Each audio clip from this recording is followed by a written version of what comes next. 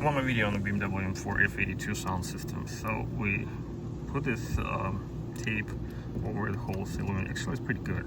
It's very long lasting. Nothing's going to happen. It's HVAC tape. I'm going to plug this hole up as well. Basically, the goal is it has to be sealed, and the speaker will seal that area, and you will get that space for your actual speaker. I'm talking about complete speaker. So, like I said in the previous video, that the customer decided to improve sound system a while ago, and he got tons of problems from it.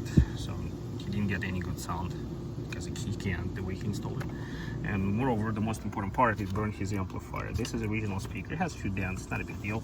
Still working. I mean, better to replace it, but we'll probably replace it later. So that's the problematic speaker. Did you hear it pop? So what happened is on the left side, see that? That's not normal.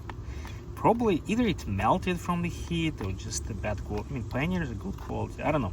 So something happened and the whole membrane got stuck in here, basically destroying the amplifier. Okay, and he replaced the amplifier a few times. This amplifiers in this car are not cheap, like $2 grand.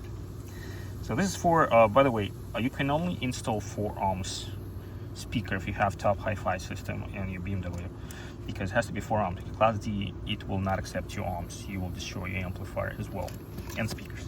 So that's what caused the main problem, killing the amplifier. And like I said, before you think that you're improving the sound system, it's not really the case. This speaker is mid-range speaker. It's pretty good quality. I checked it with all the frequency response. It's really good, I'm telling you, it's not bad. Okay, so I would not recommend you to replace it this one. Okay, even this one is two-way, but you do have a tweeter separately. You don't really need that. But even if you decided to install another speaker, you need to make sure that the speaker seals properly to the door. Absolutely a must thing. Okay. What he did, he installed this adapter like this and put a speaker just like this without any seal, just simple plastic. You understand what's going to happen, right? You're going to get tons of vibration, the speaker will vibrate because of different frequencies, and it will basically create this, you know, in a high frequency. It's going to destroy your sound, but it's not the most problem. Okay? It's not sealed, so you're not going to get any meat. You're going to get only high frequency. The sound will suck completely. So I don't know.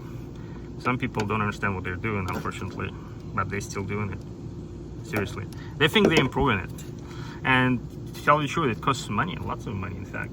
So be careful when taking it to audio shops and to make sure what they do, because they may charge you thousands of dollars and it will only destroy your sound system. And what we're gonna restore original harness, everything, so everything looks good. I already did it on the other side.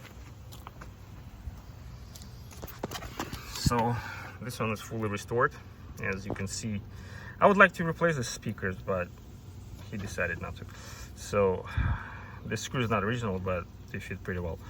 So we restored the speakers, the tweeters, the harness, and that's how it should look like. This is a tape that plugged everything, so there's no holes. So we're going to restore it. So now it has some mid bass a little bit and high frequency, and everything works proper. So that's how it should be done. Like I said, if you want to improve sound system, you better improve it with, let's say, Bang & Olufsen speakers. If you don't like this type, I mean, they're not too bad, honestly. But if you replace it, either replace the original or Bang & Olufsen, the high version, but it has to be 4 ohms, okay? And speaking about the subwoofers, it has to be 8 ohms under the seats. Otherwise, you're going to destroy your amplifier. I'm telling you, you're going to spend thousands of dollars. Be careful, because some shops don't understand. They're going to put you 2 ohms instead of 4. They're going to put different frequency response speakers. But most importantly, the resistance, because the resistance will kill your Class D amplifier. It's not old school amplifier where you can install any type of speaker, just putting more load on the amplifier. Over here, everything is properly calculated. So the resistance of the speakers has to be exact. 4 ohms and 8 ohms for subs. That's it. So that's what I wanted to show you. So don't make this mistake. It's going to cost you lots of money.